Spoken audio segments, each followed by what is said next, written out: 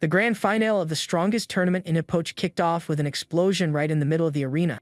Then the excited announcer talks about Linji's terrifying strength and flawless mechanics. He questions if this kind of power can be reached through practice, adding that his strength is god tier. The warrior is named Linji, the war emperor of the Berserker class and the #1 player in the game. His execution has no blind spots, and every strike targets vital points like a relentless force from the underworld. With that, the guard of Bailey changing, the level 85 Saint Swordsman, is broken. Linji gains a massive advantage, and it looks like his opponent has no strength left to fight. Bailey's health drops to critical, and the announcer already declares that the champion is about to be crowned. The protagonist stands tall before his fallen opponent, ready to deliver the final strike. Taking off his helmet, he smiles and says it looks like he is the winner this time around. The blonde-haired opponent then admits that he truly lost the battle. But suddenly, the swordsman flashes a wicked smile and says he cannot lose. With a look full of anger, he shouts that it is impossible for him to be defeated in this place. The blonde guy then says that if he unleashes his power, all of Linji's hard work will mean absolutely nothing. Then a power is activated, and the durability of the opponent's weapon becomes infinite. Because of this, the broken sword fixes itself right in front of Linji, leaving him completely shocked. Right after that, a new power is activated, costing 500,000 yen, granting him super speed. Our protagonist's eyes widen as he realizes his opponent is using a cheat code. The blonde swordsman charges at a ridiculous speed straight toward our character.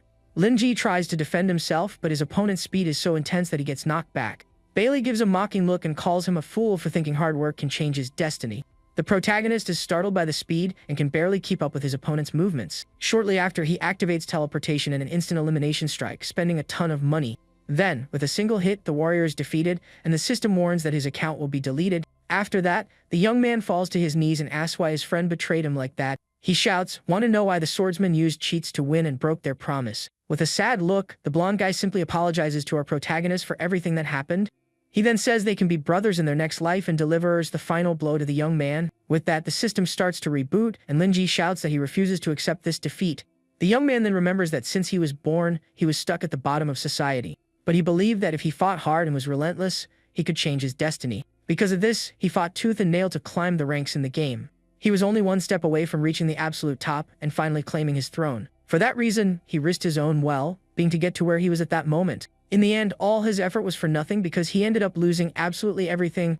As he fades away, he swears that if he could live again, he would reach the top using any means necessary. Suddenly, the protagonist wakes up shouting in his room and sees a screen saying his access has been revoked. He is panting and startled, completely confused about what was happening right then. Confused, he wonders where he is and notices a red-haired girl standing at his bedroom door. The young woman walks over and asks if he is lying on the floor pretending to be knocked out. With wide eyes, the protagonist wonders if that girl is really his sister. He then remembers that she went into a coma 3 years ago after a car accident. That was why he spent all the money he made in the game to cover her medical bills. The red-haired girl stands at the door, not understanding why her brother looks so shocked. At that moment, he grabs her by the shoulders and shouts that she should be in a hospital bed. She pins him down, yelling that he fried his brain from playing too much, and accuses him of faking amnesia. Lying on the floor, the young man, still confused, asks what the exact date and year is. His sister says it is the launch day of Epoch, and he realizes he has traveled exactly 5 years back in time. Then it hits him that this is not a dream and that he truly went back to the past. The young man remembers when he was betrayed by Bailey and felt nothing but absolute despair. But he realizes destiny shifted in his favor, giving him a chance to start over. With a sharp pain in his head, the young man understands that his life in the game can be rewritten. With a determined look, he swears that this time he will undoubtedly reach the very top of Epoch. He has enough money saved up to buy the VR helmet and start everything over again. Over time, the game Epoch became a beautiful and unknown world that attracted many players. In that world, he was known as the immortal god of war and leveled up with his pure technique. Players praised him as a master of skill, and he gained immense popularity. The protagonist was just one step away from achieving the title of the strongest in the game. However, his best friend Bailey betrayed him and became the enemy who stopped him from winning the title. The young man then decides that there is no point in thinking about it and that it is better to focus on the chance to start over. Putting on the helmet, he swears he will not let the same regrets happen again. Then a bright light shines and the system welcomes him to the game Epoch Online. He then enters the game and needs to decide what his class will be to start the adventure. The young man remembers that in his past life, the developers never released guides or information. But for him, who is a 5-year veteran from the future, this game has almost no secrets. With this, clearing the content and exploring everything will be very easy, and that is his biggest advantage. Thus, he spawns in the starting village square, where many other players are also beginning. Right away, some players already start making fun of anyone who chooses the warrior class these days. They say he does not have a decent weapon and call him a poor guy with no future. Even after traveling back in time, he still stands firm in his choice to be a warrior. In a memory from 2 years ago, he was facing an army of monsters all by himself. Even against all odds, he stood his ground like a true warrior on the battlefield. Without a doubt, even if he could start over, he would still pick the same class as always. Bailey then says that warrior is a class only the lowest level players would pick. They cannot afford expensive gear and do not have flashy spells to use in battle. With that, his blonde friend claims that warriors were born just to be cannon fodder. He then suggests that to have the best playstyle, Linji should choose the swordsman class, but the protagonist firmly believes in the path of warrior strength and resilience. He says that it is only by fighting to survive every crisis that one earns the right to become strong. Thus, he became the immortal god of war, the undisputed top tier of that time in the game. Bailey says that only a player who survived countless battles can hold the title of god of war. With a confident smile, the protagonist then proposes a little bet between the two of them. The swordsman gets curious and asks what this bet between them would be about. Linji leaps into the attack and shouts that even after returning, he is still the immortal god of war. Back in the present, he thinks about the warrior's advantages, like massive health and advanced progression. He then chooses the same class he used in his past life to start his journey in the game. The Berserker is a class that converts its massive health pool into overwhelming offensive power. The young man thinks that players who spend money only care about the flashiest classes. Classes like Mage, Swordsman, Hunter, and Stealth Fighter have a massive player base because of this. Because of that, 9 out of 10 groups he sees on the streets are just variations of these damage classes. But he doubts these players can hold their ground against the super strong early monsters. Warriors, on the other hand, have a survival advantage, and he can make up for any flaws with his mastery. At that moment, a system notification appears with the first mission he needs to complete in town. The goal is to report to the rookie instructor Alterlet, an older gentleman sitting on a bench. Seeing the instructor, he smiles and says he did not expect to see this old man again, bringing back memories. Suddenly, a player in armor bumps into him and tells him to watch out, calling him a garbage warrior. The level 2 paladin named Belay says that to pass through there, he will have to pay 1 copper coin. The protagonist is surprised because the server launched half an hour ago, and there is already a level 2 player. He then remembers that this is a strategy for those who spend money buying the rookie pack. With that, they use the level gap to intimidate weaker players and charge protection fees. The protagonist then smirks and thinks that they are nothing but paper tigers. He knows the mission reward is 10 copper coins, so even if he pays, he would still make a profit. But with a serious look, he asks why on earth he should give his money to that guy. The paladin then attacks him and shouts that he is stronger, telling the young man to delete his character. However, Linji blocks the opponent's sword attack using just his bare hand. The aggressor is in shock to see that he cannot move his weapon even a single inch. This happens because of his starting talent, Enhanced Grip, which increases his finger strength. The bully recognizes this talent and calls it useless, saying not even a dog would choose it. The young man smiles and says that for the paladin it might be useless, but for him, it is a different story. Then a yellow aura surrounds him as he shows that it is a supreme talent and breaks the weapon. The armored player falls to the ground, crying in despair after being disarmed with bare hands. The young man explains that this seemingly useless talent allows him to parry enemy attacks. Furthermore, its effectiveness increases with strength and can even disarm weaker opponents. This just proves that the level 2 paladin has less strength than him and is nothing but a fool in the game. What the other guy does not know is that this talent evolves into one of the strongest in the skill tree. It becomes Titan's Grip, which allows the use of a 2-handed sword with just one hand. Suddenly, the city guards arrive, causing all the players to start scattering. The bully then threatens Lin Ji and accuses him of assault to the approaching guards. The level 5 guards surround the protagonist, who admits to the accusation with a smile. The paladin gets all excited and yells for the guards to arrest the guy since he confessed himself. But our protagonist tells the guard that it was purely an act of self-defense. The guard then gets furious and yells, asking what he means by self-defense. At that moment, the paladin panics and yells that he is a VIP who spent 100,000 on the game. Lin Ji knows that whoever starts the conflict is the aggressor, and the other party faces no penalty. With that, the guards completely ignore the paladin and attack him for having confessed to the crime. Suddenly, a system notification announces that the aggressor must pay 1 copper coin to Lin Ji. He then remembers that the victim is not only unpunished but can also end up being rewarded. The protagonist takes the coin with a smile and says the aggressor's apologies are accepted. With the mess sorted out, he is surrounded by the paladin's friends and asks if they want to give him more copper. Then, with an intimidating look, he asks if they are going to hand over more money or get out of the way. The bully's friends are paralyzed with fear and very angry at our hero's attitude. Left with no choice, the group of players makes way for the protagonist, who calmly goes on his way. Following that, his mission objective updates, and he needs to go talk to the instructor Alterlet. Upon finding the old man sitting on the bench, the young man greets him and says it has been a while. The old guy is confused and asks how he knows him if the server just opened 1 day ago. The young man sits down and says they are old friends and haven't seen each other in at least 5 years. Alterlet then says he is qualified to claim his reward and shows 3 options to choose from. Other players comment that the best choice is the money since it is worth a lot on the black market, but our hero surprises everyone, and with a confident smile he says he chooses option 4. The instructor is shocked and wonders where on earth a 4th option appeared from out of nowhere. The protagonist then says a code phrase to get a secret reward from the instructor. Shocked, the old man asks where he heard those words because that was impossible. Linji continues reciting the poem about the Black Moon and the rebirth of a new era in the game. He then asks if Ultilet still remembers the code phrase he gave him in the past. In a flashback to 5 years ago, he completed a mission to protect the NPC's family. Back then, the instructor thanked him but regretted not having any good reward to offer. But he said that if the young man ever needed help, all he had to do was recite a secret phrase. That way, even if the system made him forget, he would remember that Linji was his savior. Back in the present, the old man realizes he is important and the mission conditions are met. Then the fourth secret reward option appears on the screen for our protagonist to choose. The young man thinks that in his past life, he was one step away from the top but lost through unfair means. But even if unfairness is the norm in this world, he refuses to accept that destiny. Upon accepting the prize, he receives a starting talent stone that grants a unique ability. The other players are shocked, because that was a gem that could not be bought with money. The protagonist knows that to be the strongest in this life, he needs to be the best from the very start. For his second talent, he chooses the Sword's Oath, the first step to changing his future. The NPC explains that this talent locks him into using only a sword for the rest of his life in the game. With a confident smile, the young man says he is absolutely sure of his difficult talent choice. As he walks away, the other players call him a rookie for picking such a bad mastery. But the instructor says that the strongest weapon is not the sword, but rather the person wielding it. The protagonist thanks someone named Adelaide for the gift while thinking about his next steps. He remembers that in his past life he only got the talent at level 30, but now he has it right from the start.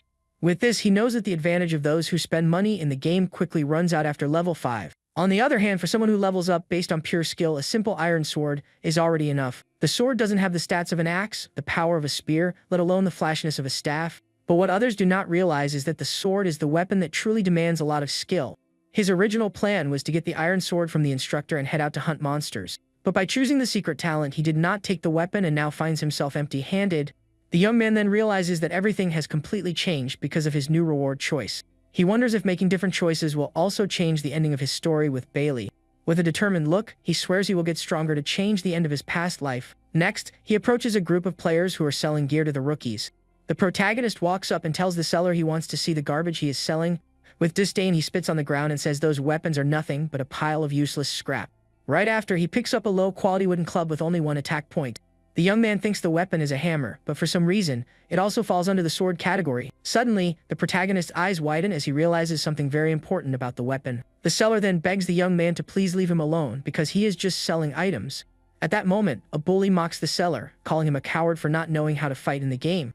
But Linji defends him and says that without their weapons and potions, no one would be able to leave the city. Our hero then asks the price of the club, and the seller says it costs 1 copper coin. The bully turns to him and asks who the heck he is to meddle in his business. Hearing that he is a warrior, the aggressor starts laughing while Linji buys the club. The hooded player gets angry and accuses him of ruining his mood while he was doing a good deed. With a serious look, the protagonist then questions if bullying others is considered a good deed. The bully calls him a clueless rookie and says he got scammed because the club is garbage. He then claims the merchant is a scammer, and meanwhile the seller tries to run away. With disgust, the aggressor says Linji deserves to be scammed and leaves the area with his friend. The protagonist thinks that clubs are usually free and rookies fall for the scam for 1 coin. He then remembers that this was a classic scam early in the game to trick newcomers, but he knows that the club with sword and hammer attributes is a very special weapon. Because of that, he holds the wooden club with a serious look, analyzing the weapon in his hands. The young man concludes that it is a divine artifact, and even without being able to appraise it, he can use it as a sword. With this, he equips the club, and his stats appear on the screen alongside the title of the returner. Suddenly, a dark red aura surrounds the entire city, and a world event begins in the game. A mission is triggered for all players to defend the gates and the city's crystal. He knows the city is in a strategic spot, and that the monsters from the north are quite strong. Moreover, he remembers that 1 year later, the city vanished from the map because of this attack. The other players get excited about the experience points and run to the north gate to fight. But the guards stop him and tell him to go to other gates because it is too dangerous there. The protagonist faces the guard and says he does not need protection, asking to be let through. The guard warns him that he will lose his beginner protection, but the young man says he seeks worthy opponents. Walking toward the gate, he states he does not care if the enemies are of a higher level. Then he shouts to open the gate, and his reputation in the city increases by 100 for his bravery. With this, he knows that impressing NPCs with bravery can end up unlocking secret missions. The guard then calls him a brave adventurer and asks a favor, triggering a new quest. Linji thinks that, as expected, a level 3 mission was activated for him, who is only level 1.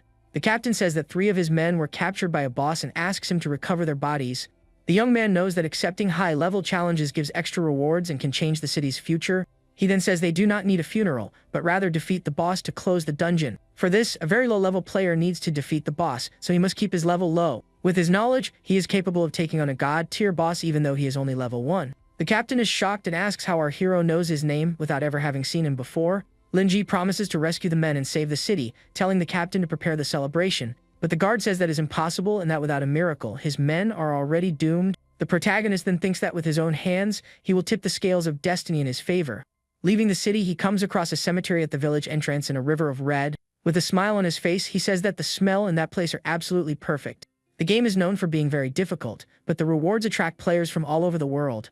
At that moment, he approaches a group of adventurers near a campfire looking for members. He knows the ideal strategy for regular players is to form a group to survive. Suddenly, a player recognizes him and calls him a fool for getting scammed earlier in town.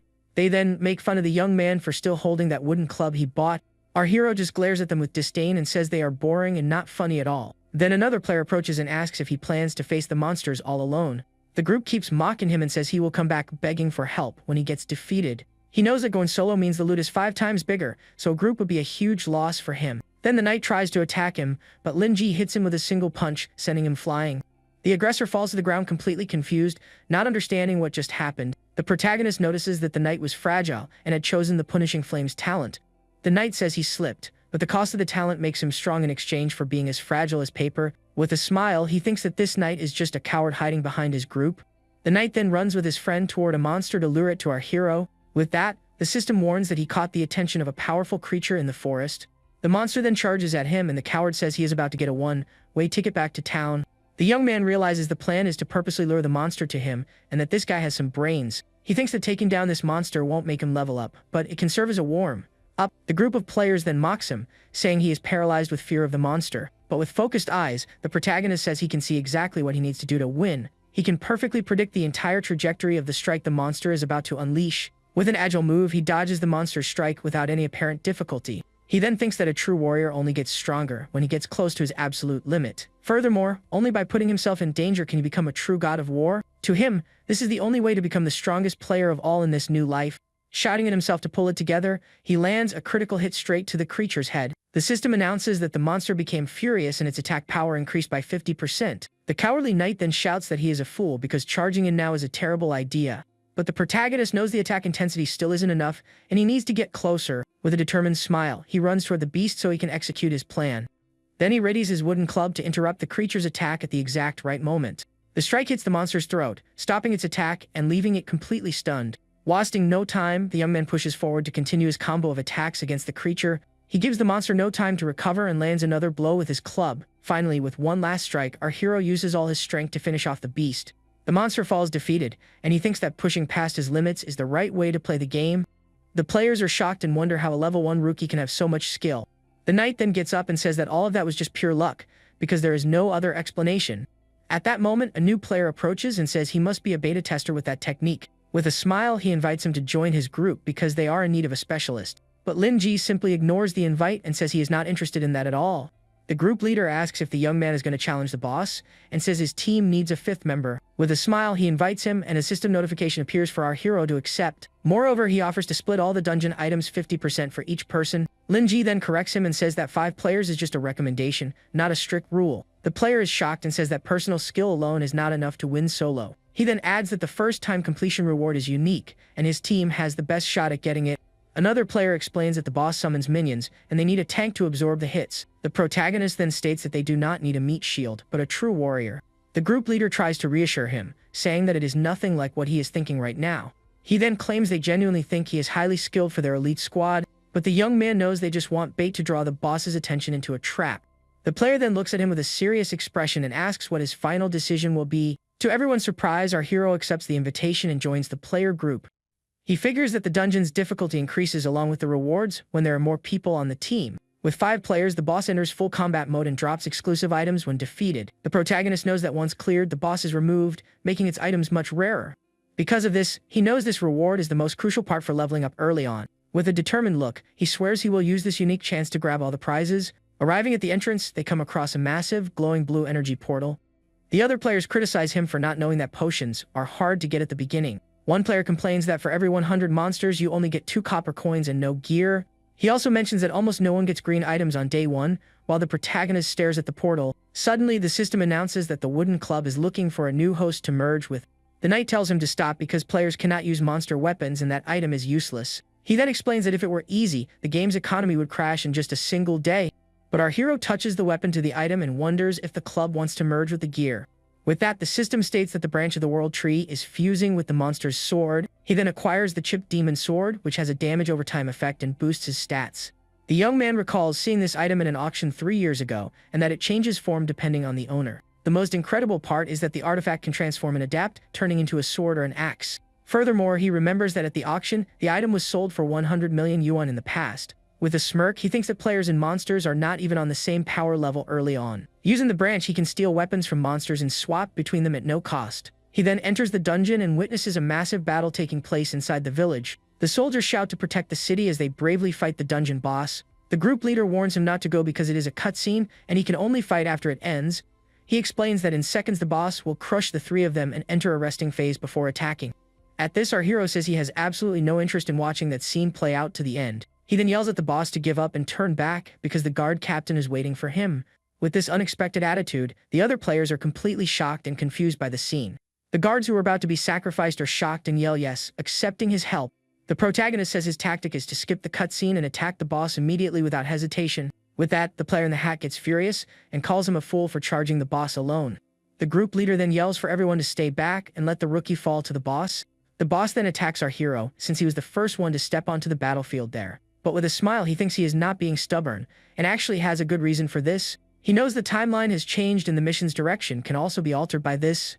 The young man then charges at the boss so he can finally change his destiny and his future. The group leader reveals they tricked the rookie into testing the monster's attack patterns. The other player complains that the rewards will be split with him according to the rules. With a wicked smile, the group leader says they are not going to give our hero that chance. Suddenly, a system notification announces the protagonist has been kicked from their group. Even so, the young man keeps fighting and manages to dodge the giant monster's powerful attack. He then thinks that, just as expected, they trick rookies to lower the dungeon's difficulty. They believe the boss is way too strong and impossible for a level 1 rookie to defeat. But what they don't know is that he is no rookie, and their calculation is completely wrong. With a dark aura, he shouts that he is a warrior reborn from the abyss. To everyone's surprise, the dungeon boss is then shocked and entirely speechless, facing our protagonist's power. At that, a shockwave hits the other players, knocking them far back with massive force. The group leader then wonders what that sound was, feeling like it was tearing through the air. Yelling for the boss to face him, our hero pushes forward with his weapon, ready for combat. With glowing eyes, he stares down the monster with unwavering determination and zero fear. He then activates his ability, and the system notes that his attack increases when he uses a sword. The boss takes the hit, and the other players are shocked because they are fighting on equal footing. Suddenly, the monster is surrounded by a purple aura, and the system announces the second phase has begun. With this, the boss starts charging a dark energy attack much stronger than the previous one. The protagonist prepares for the worst, because he needs to put himself in danger to get stronger. The other players call him a fool for trying to block the attack and brace themselves to fight. Upon impact, a massive explosion of purple energy occurs, wiping out everything around them. Our hero then manages to stand his ground amidst all the chaos of the boss battle. He thinks it is unbelievable to them that he would pick a warrior class with no future. But the truth is, not everyone is born with the right to make their own choices. In a flashback, a seller says classes are priced and the rich can be the strongest. Those without money can only pick support classes or ones meant to be used as bait. The young man remembers that the warrior class was free for a while, and he made a discovery. For him, the best way to seize an opportunity is actually to give up on all the others. The group leader shouts that it is impossible for him to block the hit since he is only level 1. The protagonist thinks that taking the most dangerous training route is the only way to become the absolute best. The system then activates a skill that allows him to hold his sword as if it were a shield. With this, he swears he will grab this chance and trust himself to change his destiny. The system announces that the boss exposed a weakness, and the young man manages to block the monster's strike. He figures that by giving up everything, all that is left in front of him are opportunities. With a determined look, he swears that even the top tiers will fall and he will become the strongest. With a smile on his face, he shouts for the boss to be eliminated as he readies his final attack. Wasting no time, he charges full force toward the boss to end the battle once and for all. Wrapped in a golden aura, our hero uses all his might to deliver the decisive blow. The system then announces that he successfully defeated the dungeon boss all by himself. With the monster taken down, the protagonist stands still, panting heavily after the intense fight. He thinks that withstanding an attack like that was rough, but luckily warriors have more health. Hanging on by a thread of health, he gets the experience bonus and levels up to level 2 in the game. His stats are then updated on the screen, showing his new level and new attributes.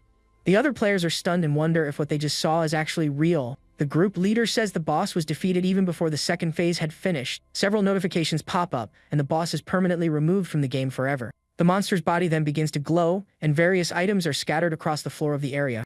The player group gets angry and says that was an unfair victory and probably some kind of glitch.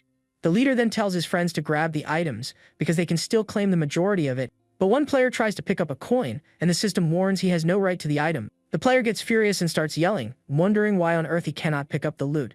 The leader then realizes that by kicking Linji from the group, he lost the right to the items. The player yells in anger because the items have absolutely nothing to do with them now. The system shows the item Griffin's golden bell, which blocks heavy damage and knocks enemies back. The protagonist looks at the bell and thinks the exclusive boss drop is surprisingly small. With a smile, he reaches out to claim his well-deserved prize from the battle against the monster. At that moment, all the coins and items fly rapidly toward our hero. One of the players is shocked to see a gold coin passing right in front of his face. Linji grabs the bag of coins while the others complain that the loot was obviously theirs. The leader then tells his friend to calm down, because it doesn't matter if the guy took all the spoils.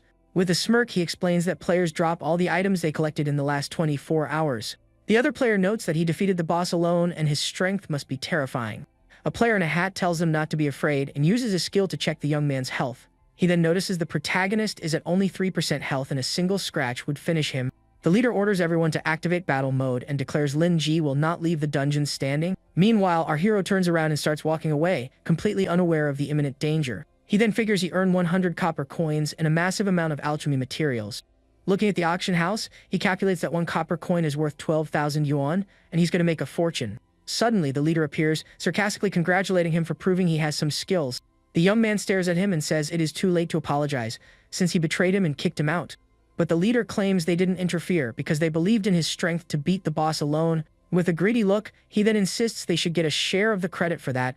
Suddenly, the system announces that the protagonist suffered a critical hit, and he coughs slightly. Before returning to a safe zone, his max HP drops by 90% and his stats plummet. The leader then says they work with the infamous Rex villain gang, and he is finished. With a smirk, he reveals that his rule is to eliminate monsters and players, cooperating and betraying. He then glares at Lin Ji, and one of his men preps an attack, weapon glowing brightly. With that, the whole group steps forward, and the leader yells for our hero to hand over everything he has. But the protagonist dodges the attack and realizes it is the hunter's skill Eagle Eye. He then realizes the skill vastly improves accuracy, and that the archer missed the arrow on purpose. The young man turns to the group and calmly asks what exactly they mean by all this. The leader explains he wants not only the boss loot but also his clothes and his wooden club.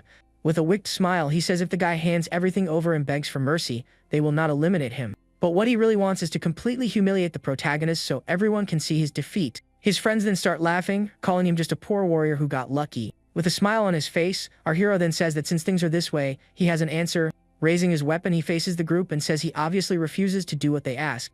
He then states they are nothing more than a stepping stone on his path to becoming stronger. Moreover, he says he will steamroll right over them without a second thought and won't care what happens.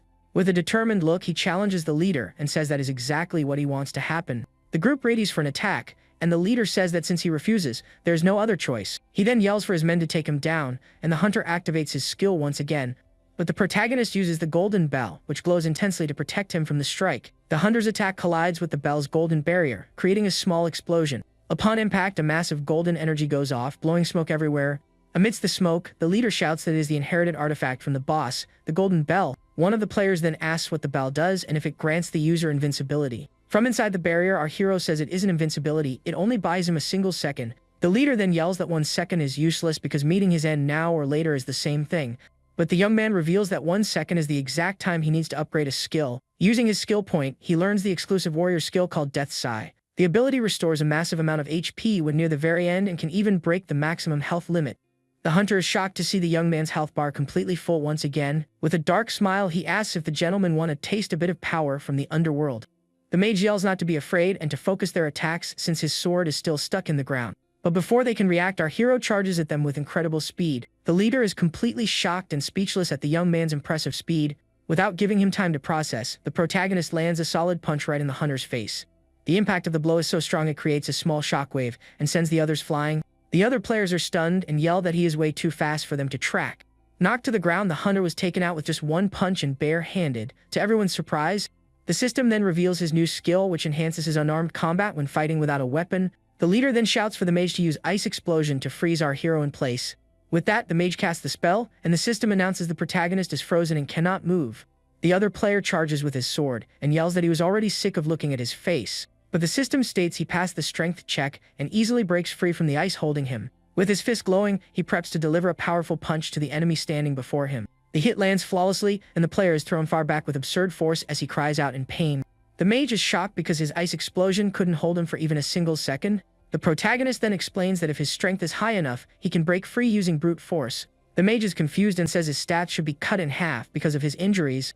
He then notices the young man seems to have no penalty and asks the archer to check his stats. But our hero appears right next to him and says there is absolutely no need to do that right now. With a smile, he reminds him that he sent the hunter back to the spawn point with just one punch. The mage is terrified by the situation and realizes that something is definitely not right here. Desperate, he accuses him of using a cheat program and claims he must be hacking. With a surprised look, the protagonist stares at the mage after being called a darn hacker. At that, he remembers a flashback where someone accused him of cheating in another life. The person in the flashback says there is no point in talking anymore since he had already lost the battle. The young man then remembers saying he would never stoop to such a low level of power. Back in the present, he grabs the mage and yells that garbage like him only cry when they get outplayed. The mage then begs for his safety and says he surrenders, promising to leave the villain gang. But our hero says it is too late, and using his enhanced grip skill, he holds him tight. With a single throw, he slams the mage hard against a wall, taking him out instantly. The protagonist then turns around and faces the final player left from the enemy group. The leader glares at him and says he threw away his only advantage by defeating his teammates. With a smirk, he claims he knows exactly how his class traits helped him win. He then explains that warriors unleash explosive power when cornered or surrounded. The system then displays the warrior trait that massively boosts stats when surrounded by enemies. The leader says that since he is the only one left, the ability won't trigger anymore, and his tricks are over. Linji then agrees and says he will defeat him fairly with a single, powerful strike. But the leader reveals he is a stealth fighter specializing in one-on-one combat, so the advantage is his.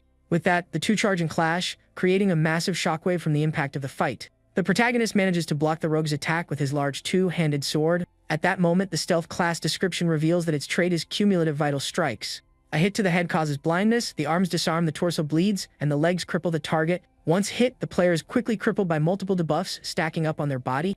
The leader says he has good footwork to keep up with his speed using a weapon like that, but he grazes him with a scratch and says close combat is his specialty, so he's already done for. With an evil laugh, he says the young man will soon be on his knees begging for an end to his misery. Our hero then stares him down with a serious look, and his sword starts to glow intensely. With a powerful swing, he knocks him back and says he will just create some space between them. The leader thinks that even with his stats cut in half, the young man's destructive power is still intense. With a smirk, he says that if the fight drags on, our hero's defeat will be absolute. But the protagonist shouts, asking who said anything about a battle of attrition. With his sword glowing, he charges forward with everything and tells the leader he can regret it at the crystal. The stealth fighter is shocked, eyes wide as he witnesses the sheer power of our hero's attack. Suddenly, he spawns at the revival crystal completely stripped of all his gear. The system then announces he was eliminated by the warrior Lin Ji and respawned at the location. Moreover, he receives a death penalty and his level drops from 3 down to 2 in the game. His friends find him and remind him that players drop all items from the last 24 hours. The leader is humiliated and furious when he realizes all his gear was lost in the battle. Full of rage, he yells that it isn't over yet and he will get his revenge on our hero someday. Back in the dungeon, the protagonist looks at the leader's clothes and is surprised by what he sees. The final surviving player gives thanks for putting all his points into defense to survive. At that moment, he turns around and finds our hero staring at him with a very serious look. Terrified, he yells for the guy not to come closer and threatens him with his large sword. But Lin Ji simply tosses the leader's clothes to him and asks him to do a little favor. He then turns away and asks the player to pass a message along to their gang leader. Radiating a dark aura, he says that if he runs into their gang again, he is going to do something. He swears he will wipe them all out until their levels drop to 0 and nothing is left. The player is absolutely terrified by the threat and stammers out that he got the message. The surviving player is completely shaken and tries to hold back his nausea caused by sheer panic. With that, he covers his mouth with his hands, feeling the crushing pressure our hero left behind. On his knees with his sword on the ground, the warrior keeps feeling sick as Lin Ji walks away. He then wonders what kind of overwhelming power that was, carrying an immeasurable aura. To him, the protagonist was like a god of war returning straight from the abyss to terrify him. Meanwhile, the system notes that by resisting the malicious attack, he gained 300 reputation points. Approaching the gates of Mail City, the guards salute him in unison and welcome him back. The young man is very confused by the warm reception and wonders what on earth is going on there. Suddenly, all the guards kneel and address him as Lord Dawnblade, offering him honors. Other players watch the scene in shock, wondering why the NPCs are bowing down to someone. One guesses it is an expensive VIP perk, but another doubts a poor warrior would spend money. Lin Ji then remembers the Dawnblade title and recalls hearing about it in his past life. In a flashback to 3 years ago, the world was plunged into a long and dangerous era of eternal night. During that dark time, monsters roamed wild everywhere, and civilization was on the brink of collapse. It was then that a legendary human warrior emerged with a sword capable of summoning the dawn's light. Leading an army of all races, he fought the final battle and managed to bring light back to the world. The nameless warrior raised his sword, and the title was granted to the brave who fight against evil. Back in the present, our hero recalls that this is one of the game's 8 legendary inherited titles. He knows these titles are prerequisites for the most powerful inheritances and that he never saw anyone get one. With a smile, he thinks it is amazing to have obtained one of the 8 legendary titles in a simple beginner village. The city guards continue to salute him while our hero marvels at his unbelievable luck. A guard explains that the entire city weeps tears of gratitude for his noble deeds and courage. He then reveals that Mayor Oliver Green wants to throw a banquet, unlocking a side quest. The guard offers to personally escort him to the town hall to meet the city's leader. But Lin Ji turns down the offer, preferring to keep a low profile, so he doesn't draw attention from other players. Hiding in the shadows, a player calls him a show-off and prepares to strike with his sharp dagger. With a hateful look, he swears he will wait for the guy to step into an alley to show him what a stab feels like. His friend warns him that the city NPCs treat him with reverence, and that they still need to live there. But the leader says infamy is still fame, and taking him down will make other players respect them. One of the thugs then asks if the boss already has a plan to make our hero suffer for this. The leader says he is the infamous Rex, and in Male, he holds more influence than anyone else. A guard approaches and warns that brandishing weapons in public is strictly forbidden during the current celebration.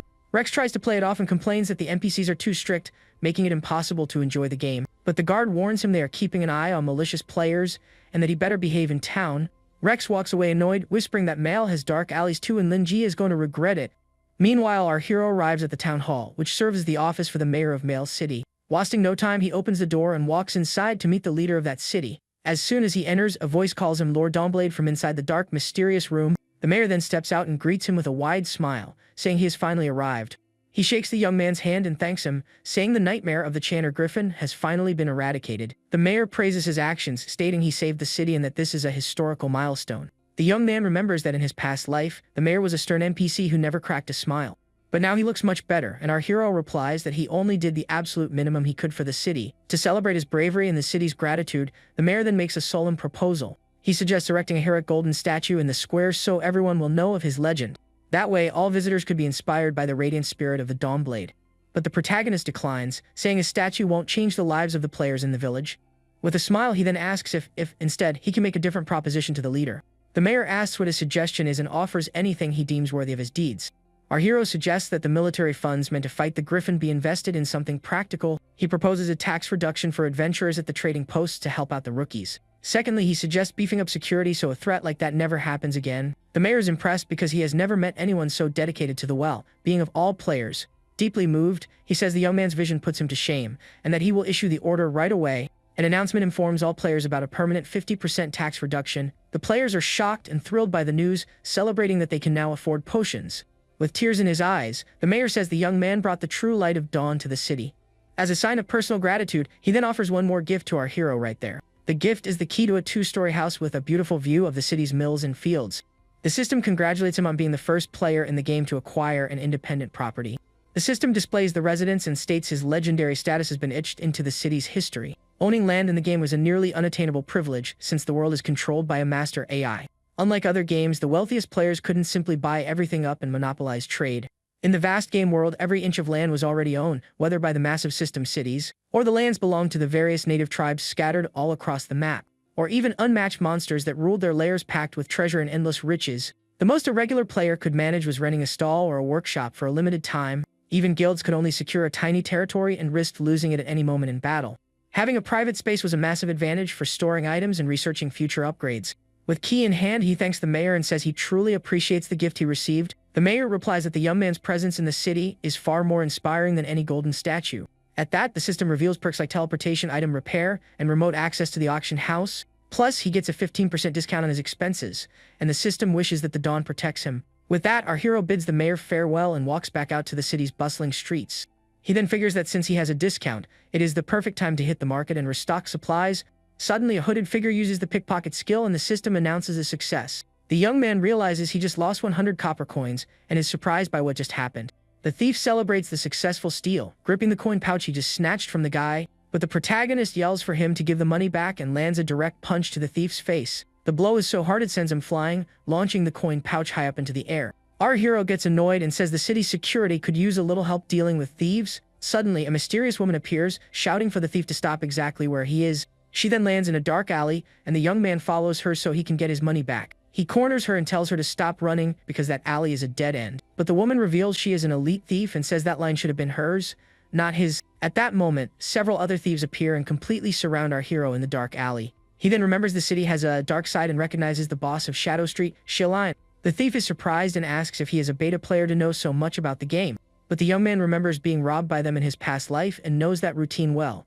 She then reveals that someone paid them a lot of money to finish off the young man right there. He figures he has only angered two people, the paladin Belai and the stealth fighter Rex from the villain gang. With that, he wonders which of the two hired them to take him down. The woman says he should know exactly who hired her and asks if she needs to explain. Our hero understands and says the coward lacks the guts to face him, so he hired goons. She then explains she is just an NPC and that personal beefs between players are none of her business. Flashing a wicked look, she gives the order and yells for her men to take him out without hesitation. At that, all the thieves charge the protagonist with weapons drawn, ready to strike, but the young man defends himself with his large sword, easily blocking an enemy attack. The force of the blow creates a massive shockwave, knocking the enemies away with its power. Standing alone amidst the defeated enemies, he readies his glowing sword for the next strike. The thief praises him, calling him pretty strong, and addresses him as little brother with a smile. Our hero then asks if she wants to take a beating too and continues to glare at her seriously.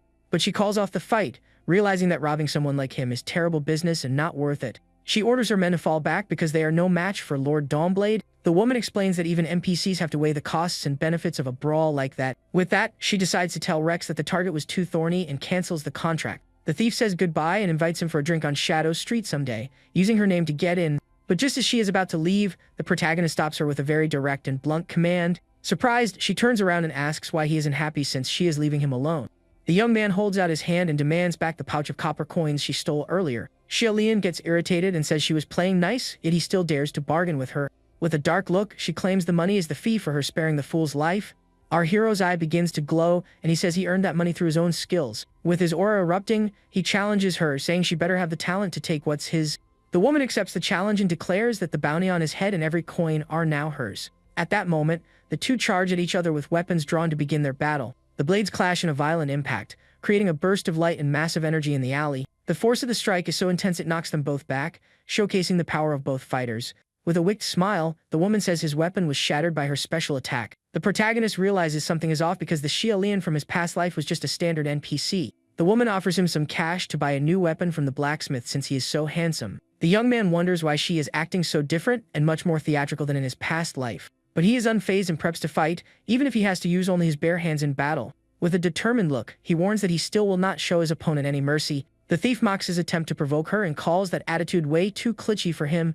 But since she is in a good mood today, she will entertain him a bit with some close combat. With a wicked smile, she calls her men over to show in the Shadow Street welcoming ceremony.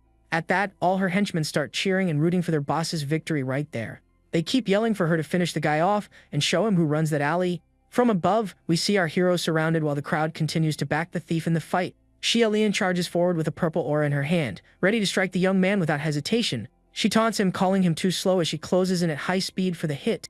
The protagonist is caught off guard by her quickness and fails to react in time to the attack. She lands a powerful kick on him and asks what he thought of that move. The impact of the blow is so strong it knocks him back, letting our hero feel the thief's strength. Shocked by her power, he realizes this woman is genuinely much stronger than she seemed. But the young man manages to recover just in time, blocking her next overhead strike with his arms. He then acknowledges she is incredibly strong as she lands back on the ground with agility. Wasting no time, the protagonist pushes toward her to unleash his counterattack. He lands a solid punch and asks what she thinks of his new move, but the woman dodges and says he narrowly missed, complimenting the young man's reflexes. Then she attempts a new strike and asks what he thinks of the new attack she prepped. However, our hero manages to block her punch with his own hand at the very last second. The thief is shocked because she did not expect him to be strong enough to stop her hit. With that, the protagonist tightly grips her fist, completely neutralizing her attack. He then shoves her far away with a massive push and declares it is time to end this fight. The force of the shove cracks the ground, and the young man's aura explodes with intense power. Shilian finds it all fascinating and realizes she won't be able to defeat him without drawing her blade. The young man questions if it is worth continuing and warns that her losses will only be greater. With a surprised look, the woman seems to weigh his words and contemplates what to do. Suddenly, she bursts out laughing and calls him a very interesting person for daring to challenge her. With that, she yields the fight and says she is no longer in the mood to continue the brawl.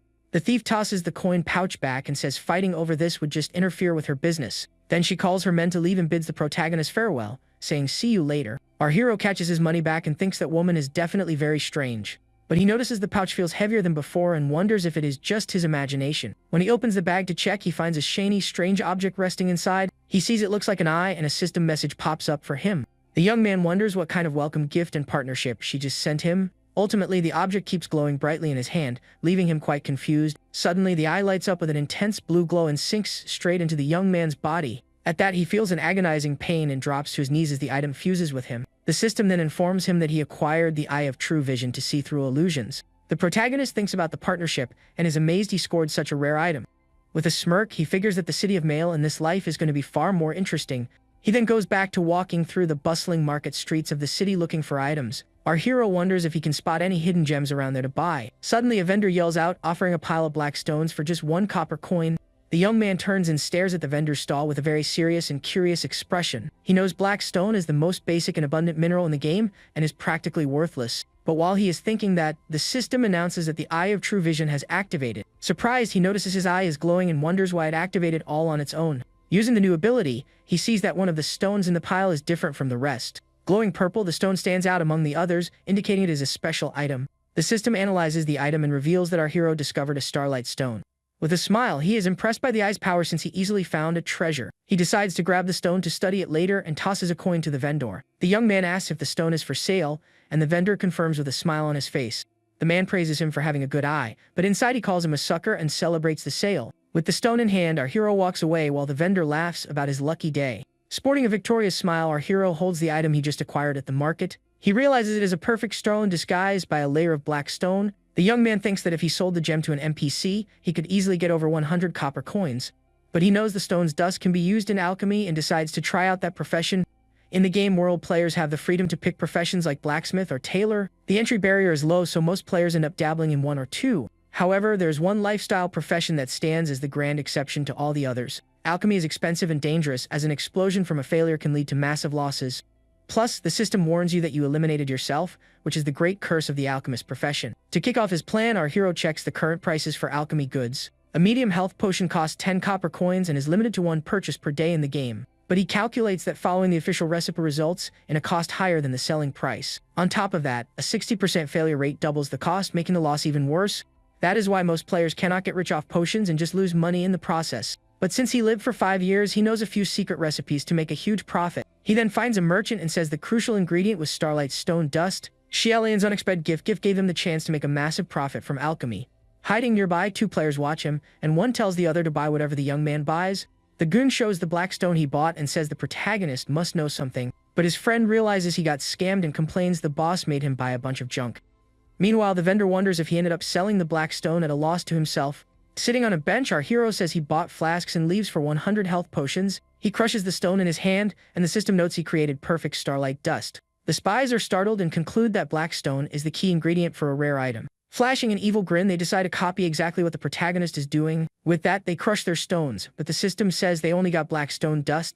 The young man starts a secret recipe and pours the grass leaf essence into a crystal flask. Next, he adds the starlight dust, which multiplies the juice's effectiveness exponentially. But the process isn't done yet, and he heads over to the city fountain with the flask in hand. The spies think he is about to perform a high-level ritual in an elegant setting like the fountain. Near the water, our hero prepares to take the next step of his secret recipe. He begins filling the flask with fountain water, leaving the spies deeply confused. With the water, the liquid inside the flask starts glowing with an intense, bubbling green light. The system congratulates him, announcing he successfully crafted a medium health potion. Smiling, he notes the quality is perfect and the effectiveness matches the in-game store exactly. The spies are shocked and curse the Dawnblade, calling him a potion counterfeiter. Ignoring them, the young man continues his mass production of potions right at the fountain. The system congratulates him for crafting 100 potions and for reaching proficient level in alchemy. With a satisfied smile, he thinks that knowledge from the past can easily become wealth in the present. Suddenly, other players surround him, asking if he can sell them some potions. 1 hour later, our hero announces to the crowd that he has already sold out of all his potions. Smiling, he explains that just selling them for 1 coin less than the store made them fly off the shelf. Doing quick math, he realizes he turned 100 copper coins into 1,000 in just 1 hour. The spies see they were wrong about him and realize the Griffin reward has been multiplied. They figure the recipe is a beta secret and that they need to exploit this bug before it gets patched. So they try copying the recipe, mixing black dust with leaves in a flask of fountain water. But the result is a purple liquid, and the system warns they crafted toxic wastewater. In denial, the young man claims it is a health potion and only the color is slightly off. His friend challenges him, asking if he has the guts to drink that weird mixture right there. Suddenly, a system notification pops up for Lin Ji saying player Jabba eliminated himself. A crowd gathers around the body, and everyone wonders what happened to that poor player. The protagonist thinks this is the curse of alchemy, and he can only wish them the best of luck. He then decides it is time to log off to manage all his newly acquired wealth. With the trades finished and the coin pouch in hand, he readies to finally exit the game. The scene shifts to the real world, showing a view of a very simple apartment building. Back in his room, he says he exchanged 50 copper coins for 10,000 yuan each. A notification showing 5 million credited to his account leaves him completely stunned. With a satisfied smile, he thinks the money transfer was actually incredibly fast. Right then, he hears a loud noise of someone banging on and breaking down the front door. 3 men barge into the place, and the leader demands the women pay what they owe them this month. The woman questions the men because the payment was due at the end of the month, not the beginning. But the leader explains he got scammed and lost 1 million playing a pouch, so he pushed the collection up. He warns that if he cannot recoup the cash from them, he is going to get really angry. Frightened, the mother apologizes, says she has no money right now, and begs for a few more days. The debt collector mocks the situation and asks if they really have no way to settle the debt. At that, one of his goons steps forward and roughly grabs the protagonist's sister. The mother screams her daughter's name in despair, while the gang leader smiles maliciously. He threatens her, saying her daughter is at a good age to fetch a nice price if they hand her over. The man then asks where their son is, calling him a loser who just sits at home gaming. He keeps insulting the young man, saying it would be better if he sold his organs for some cash. Just then, the protagonist appears and asks the loan shark if the amount he lost was 1 million. The young man holds up his phone and asks if the money he just transferred is enough. The thugs laugh, thinking it is a lie, but a notification confirms a credit of 1 million yuan. One of the goons is shocked and tells the boss to check his phone, because it has to be fake. With a cold stare, our hero repeats the question, asking if the amount sent is sufficient. The mother and sister are surprised and ask where he got so much money all of a sudden. The debt collectors gather around the phone and start counting the zeros to verify the amount. Shocked, the leader confirms it really is 1 million and cannot believe what he is seeing. He then grabs the young man's shirt and asks how a gaming addict got so much cash. Full of rage, the man demands the protagonist explain exactly where that fortune came from. The young man confirms he plays all day, and naturally, that is how he makes money from games. The loan shark is furious because he just lost 1 million while the other guy gained exactly that. He claims the money isn't paying off the debt, but is instead compensation for his losses. With a cold look, our hero asks if the man is trying to extort him right then and there. Suddenly, the protagonist moves with blazing speed and grabs the thug's hand. With a swift motion, he disarms the loan shark and takes the knife for himself effortlessly. The man is completely shocked and wonders how the young man could move so fast. Lin Ji says it is a shame for the thug because he is good at more things than just playing games. He twists the loan shark's arm, making him cry out in pain and ask if he really is the loser Lin Ji. The protagonist confirms his identity while the goons yell for him to let their boss go. Without hesitating, he steps on the man's other hand and warns nobody to move a single inch. Scared, the loan shark asks to talk things over calmly and begs the guy to ease up on the grip. But our hero shoots him a deadly glare and angrily asks who his brother is. The thug is terrified and thinks the young man's aura is as frightening as a fiend from the underworld. With the man pinned down, the protagonist asks if he still wants to try extorting him again. The loan shark says it was a misunderstanding, and there's no reason to fight since the debt is paid. He asks his goons if everything is settled, and they agree, terrified of the young man. Flashing a dark look, our hero orders all of them to leave his house immediately. Without a second thought, the thugs sprint away in a hurry to escape the protagonist's fury. He watches the men leave while his mother and sister stare at everything in pure confusion. His sister yells at the debt collectors, threatening them by saying her brother will take them down. Terrified, the men apologize and promise they will never dare return to bother them again. Seeing the men flee, the sister turns around and asks Lin Ji if he owes them an explanation. He looks at her with a confused expression and asks what kind of explanation she wants. With a serious look, she demands to know how a hidden billionaire suddenly appeared in their home. The young man gets nervous and wonders how he will explain all this without worrying his family. She crosses her arms and demands an answer about how a billionaire emerged out of nowhere. But he just smiles and thinks it is great to be reborn because his sister is still alive and healthy. He remembers that in his past life, the family fell into debt following his father's passing and her illness. Back then, he had no choice but to take on the family's entire burden all by himself just to survive. 2 men brush him off, telling him to go home and wait for a call that will never come. The job market was brutal, and as a commoner, it was nearly impossible to secure employment. Until one day, he saw a mascot advertising and calling people to play the game of pouch. They had promised an unknown world filled with riches for anyone brave enough to venture in. The young man reveals his initial reason for becoming a gamer was purely to earn money. Ashamed, he admits all he really wanted was to get some cash to support his family. A guild leader approaches him, saying he needs someone who is not afraid to face danger for a job. The payout was just 2 copper coins for every mission he managed to successfully complete. Even so, he takes the job and states that every single battle was an encounter with the bitter end. But as long as he survived to see the end of it, he could keep earning his paycheck. The guild leader praises Lin Ji, remarking that he is truly very hard to put down in battle. He continues complimenting him, saying the young man always manages to survive until the final bell. With a bruised face, our hero wipes the damage away and remains silent, listening to the man. As a reward for his hard work, the leader hands him one extra copper coin as a bonus. The man says goodbye and leaves, hoping they can work together again in the near future.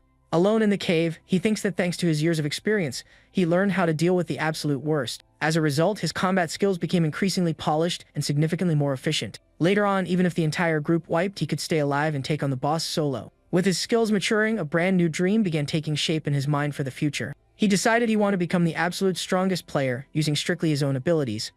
On that path, he could also earn money and protect the people who meant the most to him. Over time, he met a like-minded brother named Bailey who fought faithfully by his side. They made a pact to become the strongest in their respective classes, relying on their technique. After that, they would duel to see who was the more powerful between the two. At the very end, time passed, his fame skyrocketed, and his family's financial crisis was slowly relieved, until one day the battle manager pulled him aside and told him he had to throw the next match. Furious, our hero slams the table and asks why he isn't allowed to win that fight. He yells that he has the skills to fight for the throne of the strongest and stand at Apache's peak. Furthermore, if he won the final match, he'd get 100 million to cure his sister's illness. With eyes full of rage, he questions why he should be the only one expected to lose. The manager says the final is rigged, and as a commoner, he cannot beat a rising star. He reveals the opponent as his friend Bailey, and losing to him means helping fulfill his destiny. But the young man refuses to yield, claiming Bailey wouldn't break their promise since he knows his situation. He states he needs to be the strongest and will bet everything on defeating his friend there.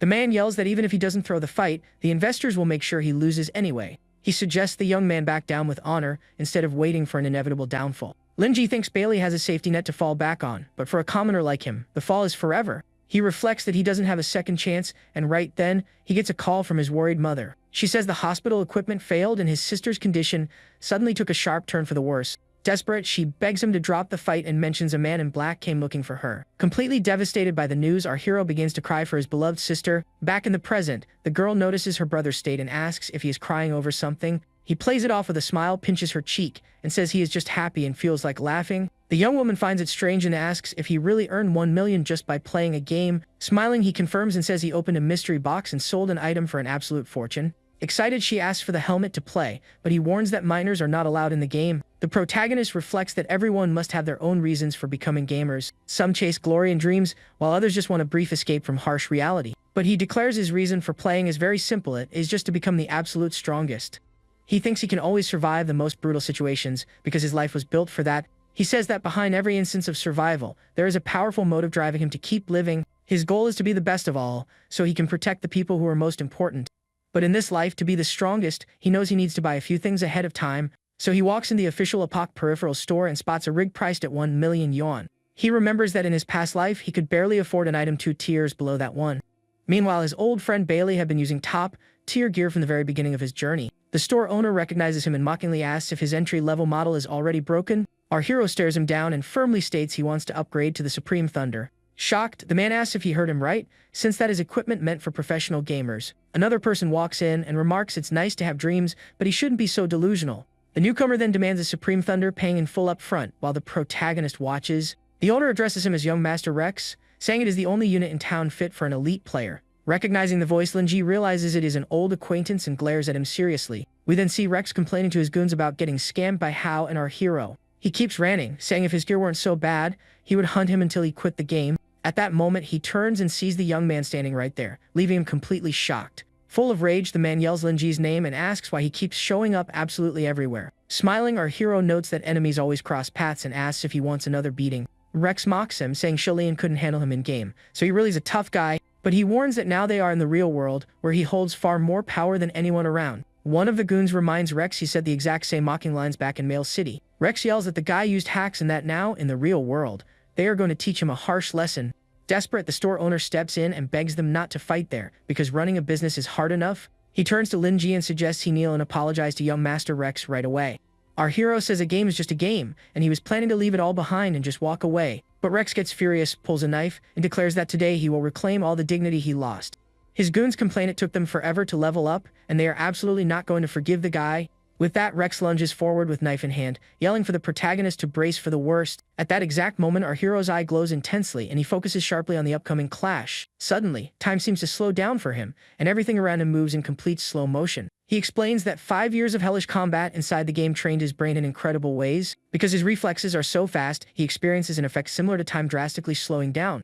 and that same effect applies to reality, allowing him to easily dodge Rex's attack without a sweat. Rex is completely shocked and asks if the protagonist can actually use hacks in real life too. Given the enemy zero time to breathe, our hero preps a punch packed with all his strength. With a swift, precise motion, he lands a solid hit right on Rex's face before he can even react. The impact is so intense the guy drops to the floor, face battered and taking serious damage. With Rex down, he states it is impossible to hack the real world and that it comes down to pure skill. He then turns to the other two and says they can just attack him together to save some time. Terrified, the goons say they are leaving and will wait for the boss at their usual spot. With the troublemakers grounded, he asks for the Supreme Thunder and hands over the card to pay in full. The owner is stunned by the amount and asks if he managed to earn all that doing manual labor. With his brand new gear in hand, the protagonist exits the store as the owner waves goodbye. But outside the shop, a green-haired man watches him intently as he walks past the area. Wearing a serious expression, the mysterious man stares at him from a distance with an unwavering look. Our hero recognizes him from the game and asks why he didn't join the others in attacking him. The green-haired guy gets nervous at the question and starts stammering, not knowing what to say. He takes a deep breath, trying to gather all his courage so he can actually say what he wants. With fierce determination, the man yells at Linji that he genuinely wants to become much stronger. This unexpected declaration catches the protagonist off guard, and he looks at him with mild curiosity. He introduces himself as Hawk and drops to his knees, begging Lord Dawnblade to take him in. With eyes full of passion, he pleads once more for the young man to accept him as his disciple. But our hero scoffs at the idea and warns he has absolutely no intention of taking on a student. Unwilling to give up, Hawk grabs him and asks to finish explaining what he realized watching him fight. With strong conviction, he reveals the most important thing he grasped is that Linji is truly strong. He confesses he picked the Fire of Retribution talent simply because he was afraid to fight on the front lines. Because of that, he relied on flashy but useless effects in the game just to mask his own cowardice. He remembers all his past failures in the game and considers himself a complete and total failure. That is why he wants to get genuinely stronger and become a powerful player like our protagonist. The young man rejects him again but thinks the foolish Hawk still doesn't know about what is coming. He then tells the guy he might consider taking him as a disciple in the future, which gives him hope. With sparkling eyes, Hawk asks if that means Lord Dawnblade hasn't completely rejected him. Our hero explains that the very moment he acknowledged his own weakness, he already started getting stronger. With the new game update dropping, he warns he will keep an eye on Hawk to see if he is worthy of being a student. Overjoyed, Hawk promises to use this time to prove he is truly worthy of becoming his disciple. The protagonist reflects that the gears of destiny have taken a different turn compared to his past life. Back in his room, he puts on his new helmet and gets ready to dive back into the world of Apoc. With a confident smile, the lights on the gear power up, and he successfully connects to the game once more. He spawns in a green field right in front of the massive house the mayor gifted to him. The young man notes the update changed his default lodge point directly to his own in-game house. Key in hand, he unlocks the door and steps into his new property for the very first time. A system message welcomes him back and informs him that the renovation feature has been fully unlocked. This means he can remodel the house and the land within a 500-meter radius as his own territory.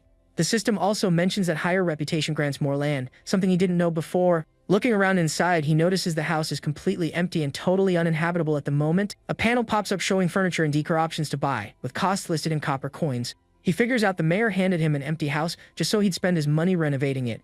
Despite getting tricked, he looks around with a slight smirk, thinking about a different approach entirely. Sitting on his new sofa, he admits the view is nice and figures he can simply earn the money back later. Suddenly, he hears a strange noise and turns toward the door, curious about what it could be. Satisfied with the new furniture in place, he hears someone suddenly knocking at the door. Suspicious, our hero walks up to the door and asks exactly who is standing on the other side. A woman with purple hair and red eyes greets him, casually addressing him as Dawnblade. He recognizes her instantly and thinks her showing up there can only be a bad omen. She steps closer and asks why he is treating her so coldly since they are old friends. The young man knows Xia Lian controls the city's dark side, and getting involved with her is a huge mistake. In the game, players who attack others cannot walk freely through the city streets. Underworld NPCs like her take these rogue players in and offer them services within the game. But of course, all that comes with an extra fee, which is why the people looking for her are never good news. With a smile, she offers him a job to make some money, but he rejects the offer on the spot. The woman pushes the door open and claims he is the only person in the entire city capable of handling this mission. Sitting on his new sofa, she explains that a magical beast lair has spawned west of the city. Uninterested, he simply closes the door and asks if that is really all she came to say. She continues, saying the creature is very strong and has already devoured several of her subordinates there. The protagonist questions her, noting her henchmen only operate near the city and never that far out.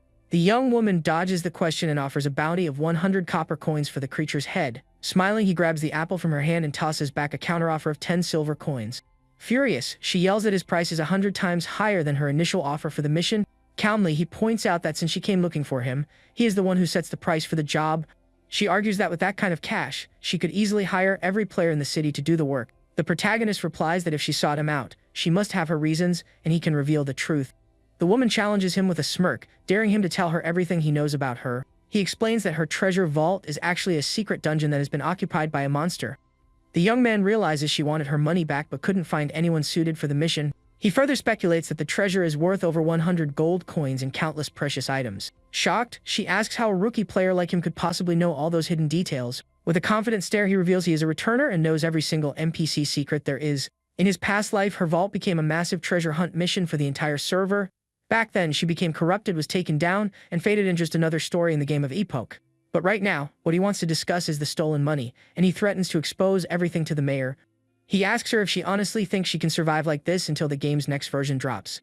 Furious, the young woman says the mayor is just an old man who wouldn't dare meddle in her affairs. Even angry, she admits she loves money and simply cannot part with such a massive amount. Seeing her absolute greed, our hero offers to do the job completely free of charge for her. Eyes gleaming, the woman gets excited and asks if he really won't charge her anything at all. He then reveals his true price. He demands she hand over her position as the manager of Shadow Street. The young man recalls she seemed different from his memory, where her story was strictly secondary, but later on, Mel City was invaded, and the terrifying Chanter Griffin became its new ruler. Following the mayor's defeat, she submitted to the villain and became his accomplice in every crime. She turned into a major villain, a dungeon boss, and in the end was defeated by everyone. But in this life, he accidentally discovered a hidden, very interesting side to this specific NPC. He remembers she admitted she couldn't take him down anytime soon without drawing a blade, and that she used to be someone who found genuine joy and excitement purely in true combat. Because of that, he believes the scales of destiny might tip due to this one small change. The woman yells that his demand is impossible and outright refuses to accept the young man's proposal. His eye begins to glow and he activates a special skill known as the Eye of True Vision. Furious, she accuses him of using the very item she gave him to spy on her right there. He explains that the items inside the vault are important enough for her to give up everything else. Sword in hand, she says she respects him as a true tough guy and preps herself for a fight. But he reminds her she is standing on his territory and that she is the one who needs to show respect. She finally confesses that the treasure is her ticket out of the underworld and accepts his deal. Already out in the forest, he runs and thinks he cannot believe he took a mission with no cash payout from her. Wearing an expression of regret, he keeps thinking he must have completely lost his mind in that moment. A mission notification pops up while the young woman tells him she marked the location on his map. Before leaving, he holds out his hand and tells her to hand over exactly what she promised him right now. Confused and angry, she yells, asking what money he wants since he specifically said it was free. The young man corrects her, explaining he doesn't want money, but rather that he needs a new weapon. He reminds her she broke his sword and promised to compensate him with a new weapon as a gift. The woman states she isn't great with swords and that her collection only consists of large blades. With that, she summons a massive blade and says the weapon is called the Night Wanderer. Linji inspects the new weapon and says that to him, this is exactly what a sword is supposed to be.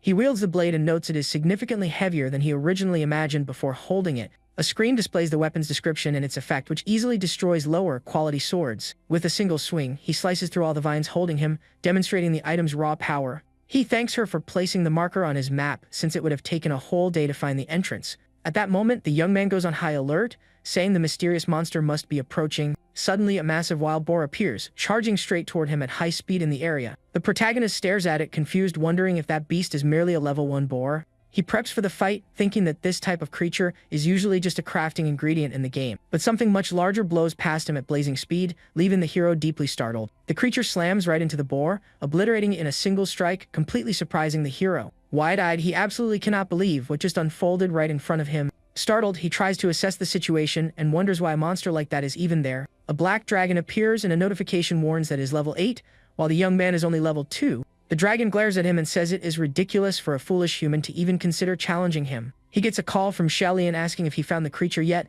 and he yells back at her.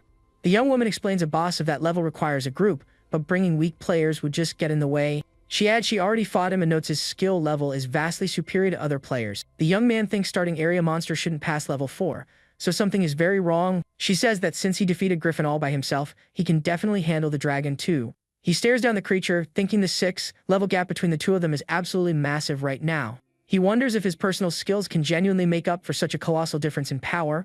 The dragon offers 2 choices. The first is to bury him right there, leaving not even a trace of ashes behind. The second option is to kneel, praise the name Zodiac, and become one of his loyal servants. Our hero refuses, saying he only came to remind him that he is trespassing in someone else's home. Furious, Zodiac roars that the treasure in that vault has always belonged to him and no one else. The young man thinks the game leans heavily into tropes of arrogant, greedy dragons, much like Xia Lian. At that, the creature preps to punish him. and the system warns that he has become the target of the attack. He remembers that in his past life, he needed a group of 8 just to beat a dragon like this. The protagonist calculates that the stat difference between levels is nearly double in the game of a poke. Even with all his experience, his current body's performance is incredibly low for the upcoming fight. Angrily, he realizes he was tricked once again by the young woman and that the mission is a total trap. Using the blade's weight, he manages to anchor himself to the ground so the attack doesn't blow him away. He knows a black dragon has 4 specific attack patterns, and any single one of them can take him down. The creature takes flight and roars that the human is foolishly trying to challenge its authority there.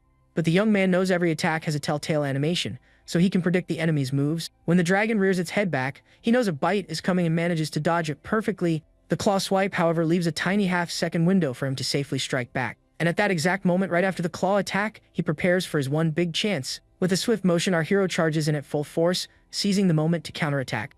He strikes with all his might, but a 0 damage notification suddenly pops up right in front of him. Enraged, the creature calls him an ant and readies a brand new attack against the young man. The dragon lunges to bite him, and our hero realizes it is way too late to dodge the hit. Desperate, he remembers Channer Griffin's golden bell, which might just be his only salvation. A golden aura shields him from the bite, saving him from a tragic and otherwise inevitable end right there. The creature violently spits him out, completely confused about what just happened. Wearing a look of pure disgust, the dragon wonders what exactly it just bit into and spat out. It thinks it needs to find a way to break through the enemy's defense if it wants to win. Zodiac mocks him, saying he cannot use that trick again and that the young man is nothing but garbage. The dragon readies a fire breath, and our hero realizes this is an attack he absolutely cannot dodge. He explains that backing away only increases the attack's range, making the situation far more dangerous. While calculating the safe distance, he watches the creature gear up for the final blow. He concludes that the only truly safe distance is 0 distance, and he charges in with everything he has. The creature is shocked by the player's speed, which is not normal for someone at level 2. He attacks once more with all his strength, but the outcome is exactly the same. The damage remains 0. Angrily, he complains that the special blade cannot inflict a single scratch of damage on the giant monster. The dragon laughs, saying the weapon cannot even scratch its scales and that he severely overestimated the young man. Xia Lian calls him, casually mentioning she forgot to say that the Night Wanderer is shy around strangers. Furious, the protagonist yells, asking why she is only sharing something so critically important right now. She explains that the weapon only unleashes its full power for someone it officially recognizes as its master. He asks the young woman exactly what conditions need to be met for the sword to finally acknowledge him. She explains he must prove he has already faced several life or death trials in the past. The young man thinks he has seen plenty of strange conditions in games, but dealing with the end is something else entirely. Sporting a confident smile, he says that is exactly what he excels at and he will surely succeed. The creature prepares another fire breath, and the protagonist faces the challenge head-on. Showing immense agility, he sprints alongside the incoming blast of fire to escape the imminent danger. Our hero barely manages to dodge the dragon's deadly breath, relying entirely on his fast reflexes. His target is a precise 3-inch spot on the dragon's neck, which serves as its primary weak point. That is the exact location of the creature's inverted scale, and the only place where he can deal any damage. With a perfectly timed leap, he rushes in and strikes the monster's weak point cleanly with his blade. The hit connects, forcing the dragon back from the impact, but it still doesn't seem to have taken much damage. Zodiac takes to the sky again, mocking the knave human for thinking he could actually hurt him like that. The protagonist braces for the next phase of the battle while closely watching the airborne enemy. He remembers a very important detail, realizing he completely forgot the monster has the ability to fly. With that, he activates his grip enhancement, and his sword glows brightly with a strong red aura. The young woman warns him the next attack is a dive breath and his frail body absolutely cannot withstand it. He figures that the blade only acknowledges someone who has no fear of facing their own end. Then, Zodiac dives down with a ball of energy in its mouth, ready to finish the fight once and for all. The young man declares that while wielding the blade, he should be worshipped by it as if he were a god. At that moment, a massive burst of red energy erupts from him, and the sword finally recognizes him. He yells furiously that he is the god of war who has returned from the underworld specifically for this battle. A notification confirms a weapon recognized him, unlocking the armor destruction ability. With the blade now glowing a fierce red, he charges straight at the monster flying through the sky. Watching through the screen, Xia Lian is in shock, wondering how he unlocked the power so incredibly fast. The dragon finally senses genuine danger from the human for the first time and roars in pain from the attack. Wounded, Zodiac calls him a despicable human and questions his right to have inflicted damage upon him. The creature promises to make him deeply regret his insolence and meet his end in pure agony. The young man thinks the new ability is absolutely perfect for taking down the enemy in a single strike. Zodiac assumes the player finally made a stupid mistake and that his end has officially arrived. The monster says that by jumping, he lost his chance to dodge, as evading in mid-air is completely impossible. With a focused stare, the protagonist knows even the slightest mistake in this jump means absolute defeat. He understands his life and his end now rely entirely on just a few precious, fleeting milliseconds. In the deciding moment, the two clash in mid-air for a final attack using everything they have left. The young man places his full trust in his hands, his breath, and every single part of his body to secure the win. While Zodiac roars for him to be eliminated, the hero thinks he can only rely completely on himself now. Amidst the flames, he states that in this massive gamble, there is absolutely no other option but to win. With that declaration, a massive explosion of light bursts forth,